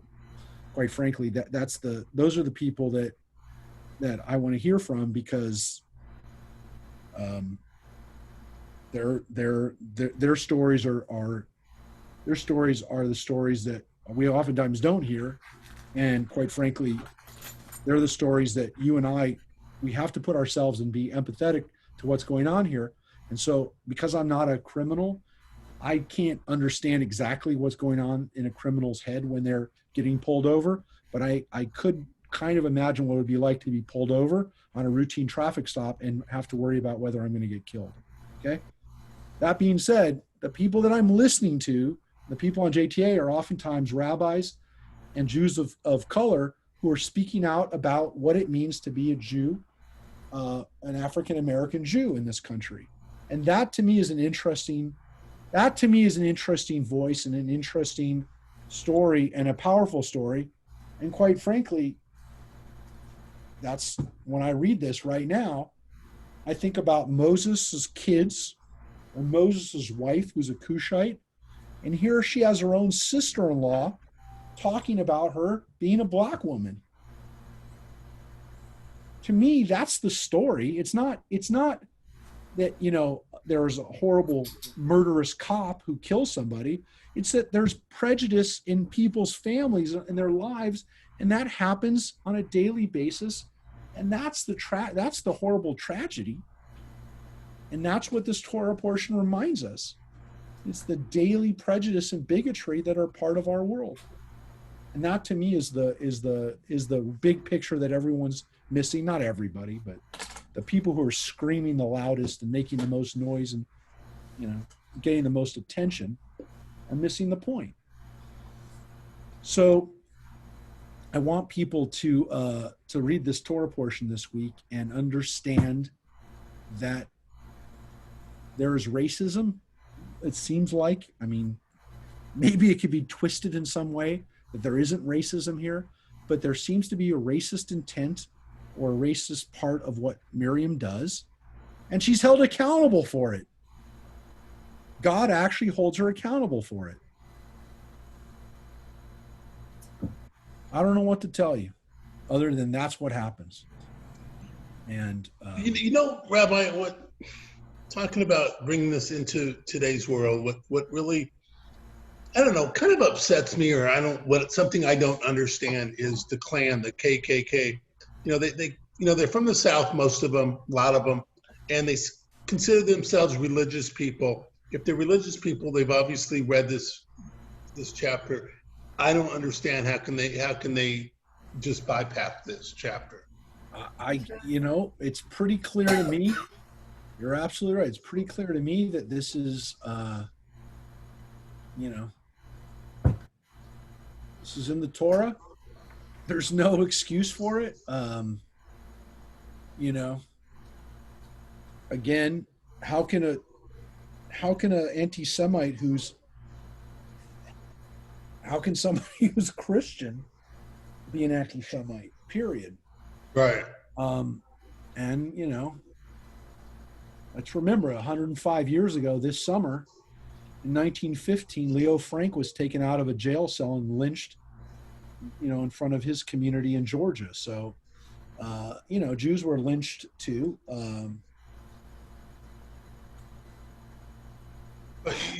Rabbi, when we lived in Sedona, we had a renters next door to us. They weren't there that long. They ended up getting kicked out. They were very rude, rowdy, cussing on their porch and all that. But when they left and the owner said, "Come in here, I want to show you something," he had a picture of Hitler. He had the swastika up there. They came back and they painted swastikas on the fence. And they were our next door neighbors. That's insane. Oh my I remember gosh. you told me that story. Yeah, I That's think I so- did tell you. And he wanted to give me a tattoo once, one of the neighbors. And he wanted me to come in the house. Oh, Thank God you didn't. oh, that's We had no idea until after they left. wow. That's crazy. That is nuts. Yeah, it's crazy. It's crazy when you realize. I mean, you had a bad vibe on him, obviously, but Oh, you yeah. know, it's Oh, yeah. it's amazing when it's amazing when He's really faced with that. when it's worse than even you thought it was. I mean, Yeah. how else can you describe it other than it was a nightmare and you didn't even know how bad of a nightmare it was. Yeah, it was scary once they left, once we found out. Yeah, but it shows you that, you know, it shows you you were right to be worried. Like, what would have happened if I walked in that house? Oh, Yeah, you gotta listen to your God. inner voice. Ugh. Ugh. It's crazy. It's a crazy story. But yeah, we know this stuff is everywhere, folks. We know it's everywhere. We know this type of anti-Semitism, racism is everywhere. So, like I said, I want to hear from people who are going to, you know, give me their perspective, make me more sympathetic, more empathetic to what's going on. And I believe in the best in this country. I believe that, you know, we have to live up to it, but I believe we you know, I believe we can do it. You know, I'm hopeful that, again, because the vast majority of people in this country are not racist and at heart good people. I mean, there's a lot of people who are racist. Obviously there are. We wouldn't have some of these problems if it wasn't as widespread. But I honestly believe it's better, and most people, you know, I think who are honest about it will tell you that it's better than it was 30 years ago or 50 years ago.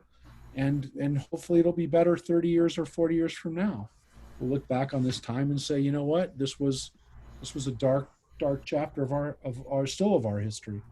But that's why those are the people I want to hear from. And so I have been listening to almost every day. I've been listening to different African-American rabbis, leaders, a couple interesting people. I was hoping they were going to do a service this week, and then it was next week. It's probably going to be the week after. We have Mike Stein, whose family, he and his family are going to be doing a Shabbat service for us. We're going to be, again, won't probably be ready. It'll be done. I don't know if it'll be edited together and sound, everything will be ready for next Friday. Well, it won't be for this Friday for sure, but maybe for next Friday, but for sure the Friday after. And the great thing about Mike Stein is that his wife, Kelly, is African-American. I was at his house last week. We were doing some taping, and he's got all pictures of his wife was there. Kelly was there and showing me pictures of their family and his kids. You know, his kids, Jared and Justin, who are great Jewish musicians, are, you know, they're part African-American, and you know, there are people around us. They're Jews of color. I don't even like to use that term because, you know, they're just people.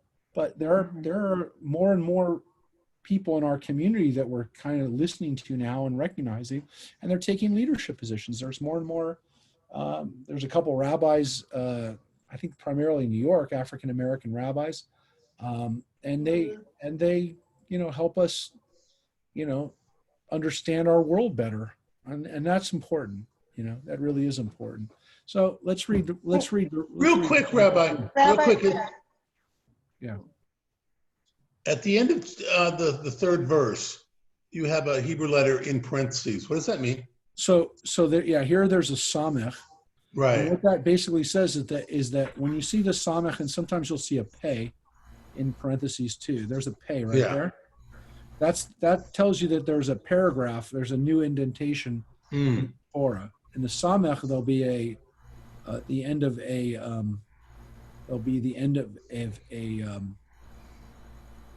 of a column, and then the pei there'll actually be a spot right there. So yeah, those are indications of what it looks like in the Torah, which isn't really chapters and verses, but kind of breaks, if you will. And oftentimes they do come at at the beginning, like here, right here, this pay is right at the end of it, the chapter, but it's not always like that. You can't, but it makes sense sometimes. And so we keep them in some versions of the Bibles. We'll have those so that you can see where they're at. Some don't. I mean, some don't have these because unless you're reading it out of the Bible, out of the Torah, it doesn't really matter to you. Okay. Right. Rabbi, wait, yeah. can I ask a question? Yeah, sure. I've been following on Facebook. It says that Miriam and Aaron spoke against. Yeah. So, who said? Why are we assuming that Miriam said what she said? Well, She said. it's a good question because it does say both. I mean, partly it's because she's the one who's punished. And again, we don't know for sure because Aaron avoided punishment before. But it does seem as though, kind of the consequence, we derive it more from the consequences more than anything in the text because it does say that they did it together. And so, we're kind of left with, and the rabbis Midrash have explanations on this of why it was really Miriam who was doing it.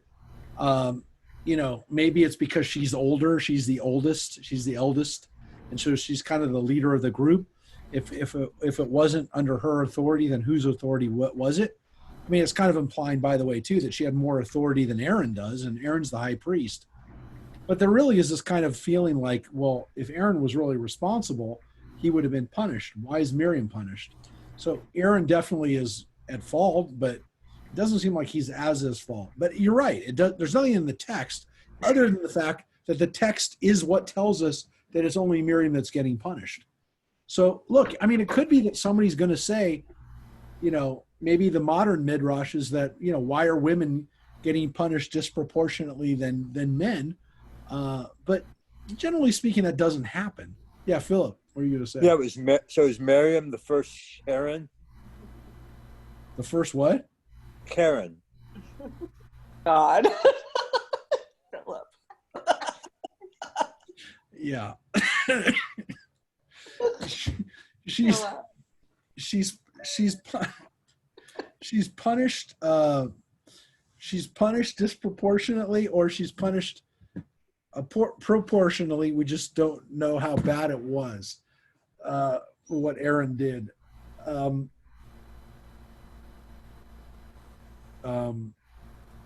let's look what happens. I mean, until tonight, I never heard this story.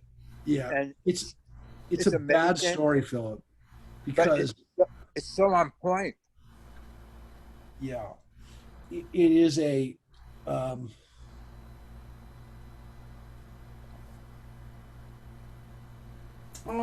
It's a tough story because it's not just because of the lack of punishment of Aaron. Obviously, the tough part of the story is that Moses has nobody. Nobody has Moses's back. Nobody. His own family doesn't have his back. And for anybody who's ever felt alone, like really alone, I don't even have a family that I can turn to. But it seems he was already suicidal. He said he wanted to die before this. He said that 2 chapters before he wanted to die. But it seems like Torah's dealing with a racial issue in a very enlightened way, or modern way. I don't know. Anyway, it's dealing with it.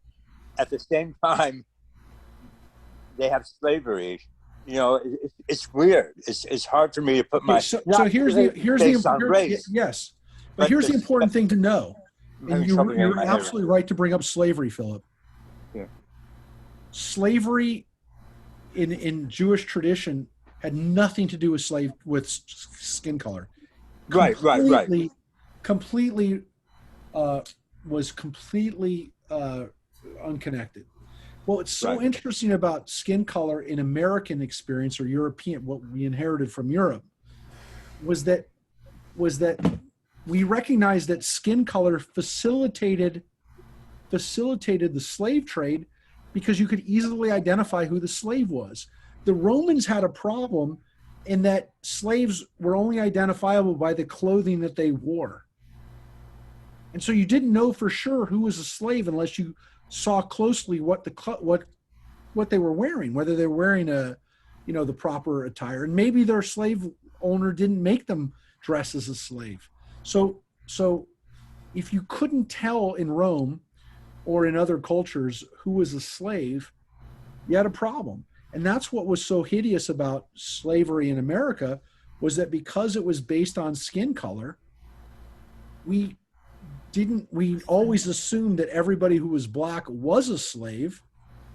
And quite frankly, we still do. We still do. We still think that everybody who's black in America has an ancestor who was a slave. They think, they've taken that identity on as well. Everybody knows, everybody here knows, Obama was not the descendant of slaves. That's part of, that's an important part of who he was, or who people expected him to be. Because if we ever think, oh, well, that's our reparation, that Obama was a slave, his family were slaves, he's a slave descendant, he wasn't. We didn't. But people always assumed he was. I think they actually did some DNA test on him that some of his relatives actually owned slaves. The irony about Obama is he had white relatives that owned slaves in America. He's more connected from an American historical track to slave owners than slaves in himself. I'm sure not in his consciousness. So that's something to keep in mind here too, is that our own racial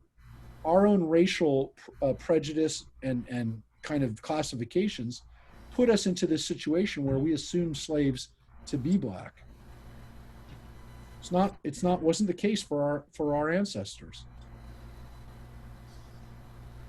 And again, the interesting thing here is the punishment that Miriam deals with, which is to become ultra white. It's literally like the greatest Spike Lee movie where, a person loses all their skin color, and anything that is partial, that could be any way connected to black. It's kind of like the day the black people it was the one that they did with all the Mexican Americans disappeared, or however they called it.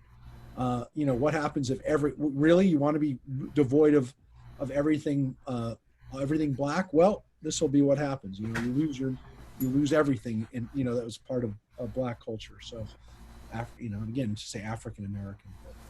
Look, this is part of our legacy, and this is why this Torah portion is so relevant to this week. So what happens? So she's stricken with mitzara, the skin disease we hear about in Leviticus.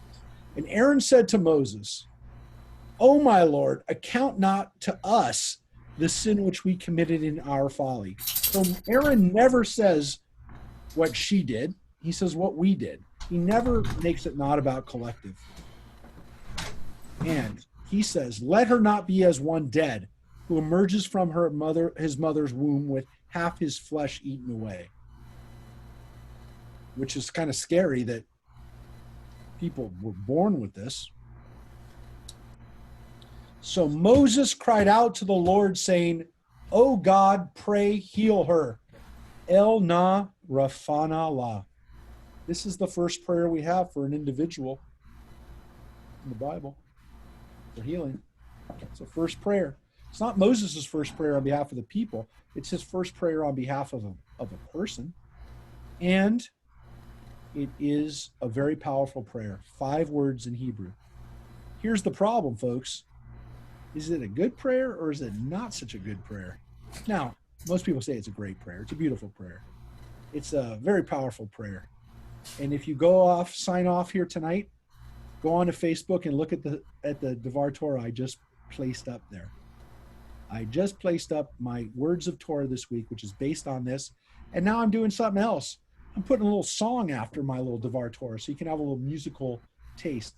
And what I did is I put on the music that I put on in last Friday's service that, again, one of my new friends from Arizona Todd Herzog saying his El Na Rafan Allah, his prayer for healing. So I put that on there because it's from this week's Torah portion. What a perfect time to think about. It's a very powerful, like you said, Rabbi, it's a very powerful prayer. Alicia Magal from Sedona, her rabbi there, she every once in a while on Friday night, she'll actually say that instead of our healing prayer from Debbie Friedman does. And it's very powerful. I think Todd Herzog's version is, to me, I'll have to listen to it. maybe I'm tired, Oh, that was of it. beautiful. I think it's beautiful. I actually think maybe it's better. I shouldn't, that's sacrilegious to say, but I really do. No. Maybe it's different. So you listen to it. Listen to his El Na Rafana. Now, of course, it just, El Na Rafana La is her. La is her. Yeah. So he says Rafana Lanu, us, heal us. So he's changed the words a little Yeah, bit. I think that's what we do. I think that's what she did in Sedona too. And the word na is there twice. El na, please God, heal her, please. Please heal her, however you want to translate the please. But the please na is there twice. So it's translated differently in some places because na means please, but it also could be, it's an emphasis, it's an emphatic word. It could be also now. Please God, heal her now. All of those are possibilities. Now, there's another interesting thing here, which I did not talk about on the Torah thing, but since we have a little bit more in-depth nature to this and as a discussion, there's another possibility, which is sometimes I read it, and maybe I did a little bit this year. Is this really a great prayer that Moses utters? It's a powerful prayer, but he's Moses. He can say two words. He can say a breath in what he would want would come true, you'd assume. Did he really put his heart into it? Did he put his heart into this prayer? Because did he really want to put as much energy into this as he would have if he was healing her without her saying anything bad about him in the first place? So is this a prayer where he actually puts everything in it? You can read it both ways. There are traditions that, again, by this point, Moses is so done with all of them, including his own family, that he doesn't really put it in. He doesn't. It's still his sister. It's still his sister, but he doesn't mention her by name. No. And I don't know. That's enough for me to question, at least, whether Moses puts his whole heart into it. Again, the way I went with the part I just posted up, the little Devar Torah I posted, look, it works. And the bigger issue, folks, is that, and I won't give it away. Well, I am going to give it away right now. Part of what I also say in that little Devar Torah, because the Talmud says it, I didn't invent this. The Talmud teaches us by Moses' prayer that when you pray for somebody else, you don't have to say their name. If you're praying for somebody else, all you have to do is think about them. You don't need to say their name. If you're praying on behalf of someone else, you don't have to say their name. So a pronoun is good enough. That's what we can take away from this prayer. So that is what I talked about there. And I'm not going to repeat myself because, again, go on there. It's 3 minutes and 59 seconds. It's just shy of, I tried to cut it down. Last week it was 5 minutes. I'm going to try to make it four or less. Try to make it 500 words. But I want you to know this prayer does give us a lot to think about. These 5 words. And that's why I try to get to this quick, or not quick, but quicker, because this chapter alone, we could have studied for the whole 2 hours. This paragraph alone makes us wonder, how does Moses make it through for 40 years? And this is early, folks. This is 2 years into the year, so into the deal. His own family's turned on him. How does he do it? Because God had faith in him. Listen, God knew that he was our he leader. didn't have faith in himself. But God had faith in him. I know. But I want to tell you, whenever you think that the job is too hard to do or that you can't do it, think about what Moses did. And again, he had a much more important job, but all of us have a job that's important to us to do. And he didn't even have his family at this stage. His own family had turned on him. And here's what happens when God hears Moses' prayer. Lord said to Moses, if her father spat in her face, which, by the way, I've never done any of my daughters. Not intentionally. Would she not bear her shame for 7 days? Let her be shut out of the camp for 7 days, and then let her be readmitted. Yeah, we'll heal her. I'll heal her, but she'll be okay. But there's going to be a consequence to this, which teaches us that even when God, kind of smooths everything over, there's not no consequence. There's a consequence. There's a punishment. There's some type of penance that's made. So Miriam was shut out of the camp 7 days, and the people did not march on until Miriam was readmitted. After that, the people set out from Hatzerot and encamped in the wilderness of Paran. They made their journey to Paran, which again, this first leg was not an easy leg. And then next week is our portion Shalach, which is, I'm going to tell you right now, you better be there next week, because this is one of the turning points in the whole Bible, in the whole Torah. Definitely in the whole Torah, but maybe in all of Jewish history. This is a turning point for us, folks. So please be here next week. Make sure everybody else is with us next week, because you do not want to miss Shalach. We had this portion read for the Adult B'nai Mitzvah a few years ago, and I wish everybody could read this. I wish every Jew could read this portion. I wish every person would read this portion. But it is important to read the portions before. So thankfully you were here today and got to see the buildup, because if you don't read the previous portion, if you don't read this one, Beha'alotecha, especially the last couple chapters 11 and 12, you don't get the full effect of what happens in Shalach. So it is a continuation of what we just read, but it is that's the turning point, folks. So if you want to read it early, get some of it in, I promise we'll get to it. The story, you jump right into it. It's not like there's a few chapters like we had today that are not narrative, that are laws or rituals. This jumps right into the action in chapter 13. So again, we'll see you next Wednesday, but hopefully Shabbat before. And as I said, I try not to repeat myself for what I talked about in the other Torah discussion, but I do hope. You said you posted this? I did. It's on Facebook. It's not there yet. Refresh your screen. I did. And it's not there? Not yet. Wait a minute. No, I see it. Really? I don't. Oh, you know what? Because I'm going to pin it to the top. I have it. Right now, Shabbat is pinned to the top. Here Watch. it is. Oh, okay. Watch. Refresh it now. So it's Magic. 46 minutes. A minute or two.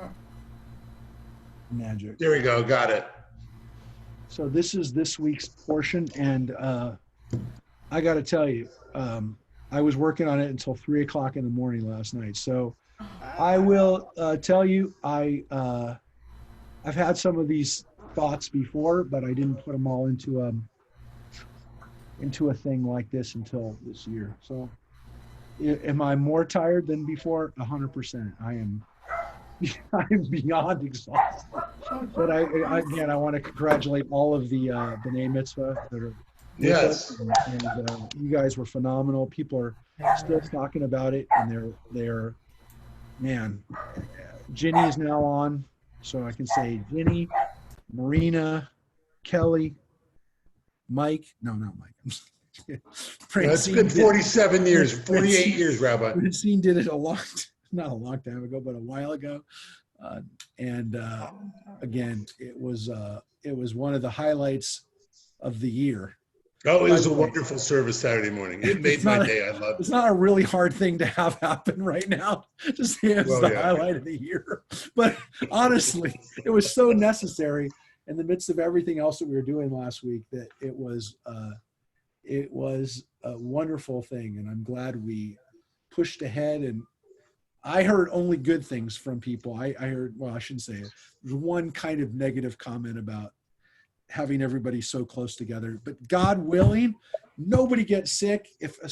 Please God, for the next 3 weeks, none of the people who are there, if none of you get sick, then I can really breathe easy.